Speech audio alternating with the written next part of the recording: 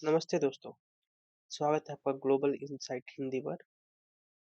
आज हम देखेंगे कि दुनिया एक बार फिर पिछले कई सालों में सबसे बड़े मिलिट्री क्राइसिस की तरफ आगे बढ़ रही है। डोनाल्ड ट्रंप ने ईरान को एक बार फिर खुली चुनौती यानी खुली चेतावनी दी है कि समथिंग वेरी टफ अगर यूएस की डिमांड पूरी नहीं हुई तो नतीजे सिर्फ मिलिट्री स्ट्राइक होंगे। देख सकते हो मैंने जो अपने स्क्रीन पे ये मैंने आर्टिकल अल जजीरा से उठाया है। तो आप देख सकते हो उन्होंने कहा है कि समथिंग वेरी टफ अगर जो ईरान है ट्रम्प यानी यूएस की डिमांड और शर्तों को पूरा नहीं करता यानी उन पे नहीं मानता तो उनके साथ बहुत ही बुरा हो सकता है।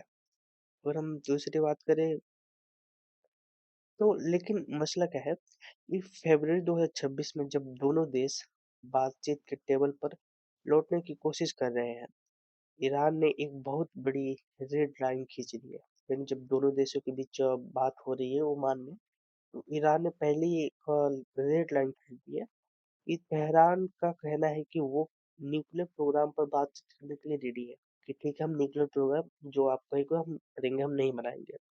लेकिन उनका ballistics missile programme non negotiable है। यानी ईरान का कहना है कि हम न्यूक्लियर प्रोग्राम तो हम ठीक है नहीं बनाएंगे, लेकिन जो बैलिस्टिक्स मिसाइल है जो ईरान बनाता है वो नहीं रुकेगा उन्हें।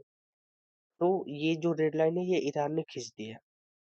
अगर हम बात करें आगे की तो ये भी क्लिप हमने अल जज़ीरा से उठाया जो आर्टिकल है। तो जो ईरान के सुप्रीम लीडर के एडवाइजर है अली जो और बाकी इनका नाम है अली समखानी ने साफ जो ईरान के सुप्रीम लीडर थे अली खामनाई उनके एडवाइजर ये अली समखानी ने साफ कर दिया है कि इस्लामिक रिपब्लिक अपनी मिसाइल ताकत से समझौता नहीं करेगा।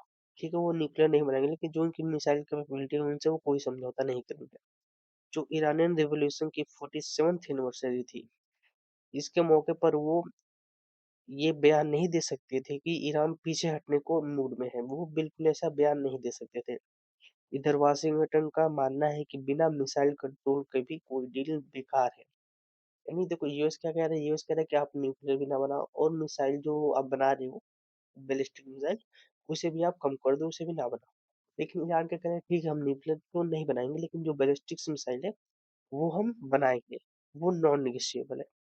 तो बात ये कि देखो जियो पॉलिटिक्स की नजर से देखे तो ये सिर्फ दो देश जो देश हैं इनकी जंग की कहानी नहीं है। इंडियन ओशियन में यूएस नेवी की बढ़ती एक्टिविटी और ईरान की जिद है पूरे मिडिल ईस्ट और ग्लोबल ऑयल सप्लाई चेन को हिला सकती है। क्योंकि आपको पता है कि जो 60 या 50% जो ऑयल सप्लाई होता है वो ईरान के थ्रू होता है। तो ये सिर्फ साइकोलॉजिकल वार है या सच में 2026 में एक बड़ा ब्लास्ट होने वाला है, ये आप अपनी कमेंट में बताएं। बाकी आप ऐसे सपोर्ट करते रहे, कमेंट करिए, लाइक करिए। जय हिंद।